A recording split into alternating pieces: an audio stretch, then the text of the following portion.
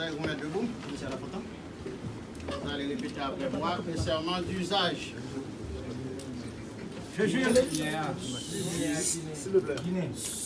d'observer la Constitution, d'appliquer dans l'exercice de mes fonctions, les lois en vigueur, d'aider à la distribution d'une saine et impartiale justice, et de me conduire en tout comme un digne et loyal magistrat. Merci, le tribunal vous en donne acte.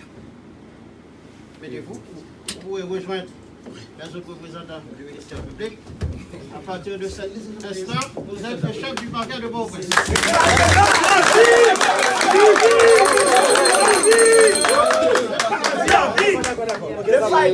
Merci, monsieur. Bon, je ne vais pas prononcer un discours, car il a dit que ce n'est pas à un vieux singe qu'on a appris ça.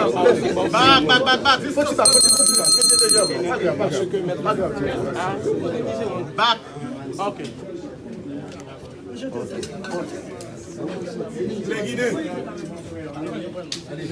C'est tout, Yussé.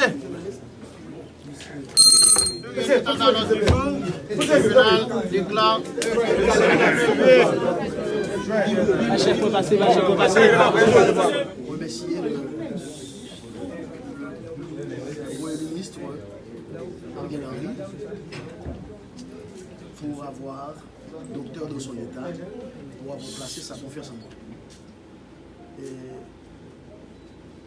Et cette confiance a permis aujourd'hui que je revienne au parquet pour conduire la politique pénale du gouvernement. Et en cela, je vais faire œuvre qui vaille, de manière à ne pas décevoir le PM et toute son équipe. Je remercie particulièrement le doyen Bernard Saint-Ville qui s'est mis disponible pour recevoir ma prestation de serment, et cela avec toute la bienveillance naturelle et coutumière. Et merci aussi à tous les journalistes ici présents, que ce soit les journalistes comme la presse en ligne, parler télévisé, les avocats qui sont présents, qui sont venus assister à cette prestation de serment. Je vous dis, monsieur, merci. Et c'est quand même un bon signe de collaboration entre parquet et avocats qui se dessine devant nous. Et donc, comme le doyen l'a si bien dit, je suis un territoire connu. Je ne dis pas conquis, mais connu. Et en cela, vous connaissez déjà le principe. Je vais mettre au travail sans désemparer, de manière à adresser valablement les grands chantiers qui m'attendent et pour combler les grandes attentes de la population. Et voilà, c'est le moins ce que j'ai à dire aujourd'hui, en espérant que la prochaine fois, oui, les commissaires, excusez-moi, les représentants, les valables représentants du ministère public qui sont là et qui m'ont donné donc compétence à ma prestation pour aujourd'hui. Monsieur, je vous remercie. Et donc déjà, je vous promets que ma franche collaboration, c'est ce que j'ai toujours d'ailleurs pratiqué, cultivé. Et j'ai toujours cru en un leadership collectif, d'accord? Mais collectif, mais responsable et contrôlé cette fois-ci. Et merci encore à tout le monde d'être venu assister à ma prestation de serment. Et déjà, le travail, je vais me mettre au travail de manière à satisfaire toute la population par rapport à ses besoins de justice. Merci encore, merci à tout le monde. Le commissaire Jacques Lafontaine a déjà occupé la fonction de commissaire du gouvernement AI au parquet près le tribunal de première instance de Port-au-Prince. Pour avoir déjà occupé cette fonction, je sais que vous êtes bien imbu des prérogatives qui sont attachées à cette fonction de représentant du ministère public. je dois d'abord commencer par vous dire bon retour en territoire connu. J'ai pu constater que par correspondance en date du 21 octobre 2021, le Premier ministre Ariel Henry a fait choix de vous comme commissaire du gouvernement près le tribunal de première instance de Port-au-Prince. Suite à cette nomination, le directeur général du ministère de la Justice et de la Sécurité publique, M. Raymond Jacques-Louis, a demandé au Conseil supérieur du pouvoir judiciaire, qui est, depuis l'adoption de la loi du 13 novembre 2007, l'organe d'administration, le Conseil de délibération et de discipline de la magistrature, et le secrétaire technique du CSPJ, a demandé au doyen du tribunal de première instance de recevoir votre prestation de serment comme commissaire du gouvernement près le tribunal de première instance de Port-au-Prince. Mais je dois vous rappeler que le commissaire du gouvernement est le chef de la poursuite pénale.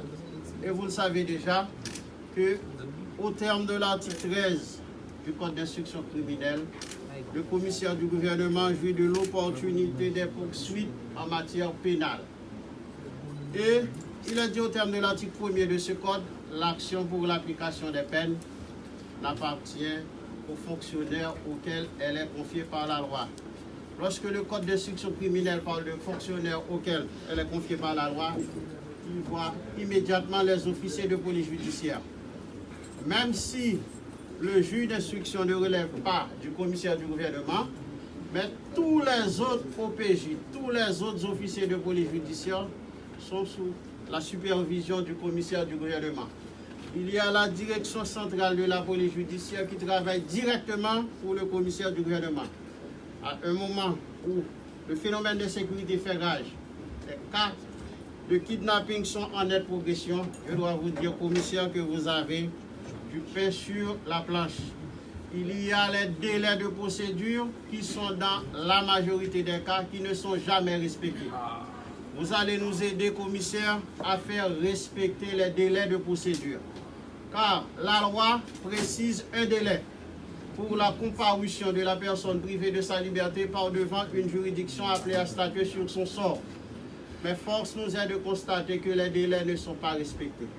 D'ailleurs, en matière correctionnelle, c'est presque sans délai que le prévenu doit comparaître devant le tribunal correctionnel.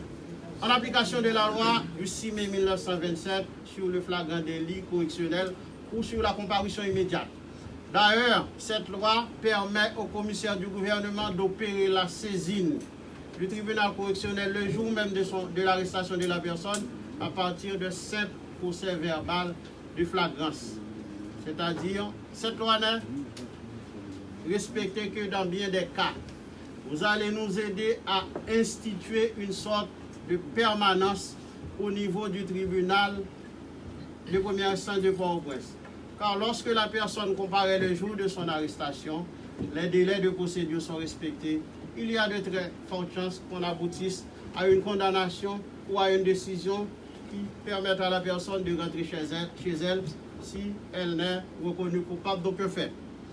Il y a également en matière criminelle, commissaire, le délai de procédure qui n'est jamais respecté. D'ailleurs, la loi précise un délai pour l'instruction des dossiers. Mais dans bien des cas, le délai de traitement du dossier n'est pas respecté. Même si on souhaiterait que ce délai soit prorogé à partir d'un autre code, car le juge d'instruction se trouve dans l'impossibilité de remplir sa mission dans le délai prévu par la loi pour certaines infractions. Mais la loi précise qu'on doit organiser au moins 2 sessions d'assises criminelles avec assistant du jury par année. La dernière session d'assises criminelles avec assistant du jury au niveau de la juridiction du tribunal de première instance de Port-au-Prince remonte à 2018, c'est-à-dire depuis environ 3 ans, on n'arrive pas à organiser des assises criminelles avec assistant du jury. Il y va de la dignité humaine.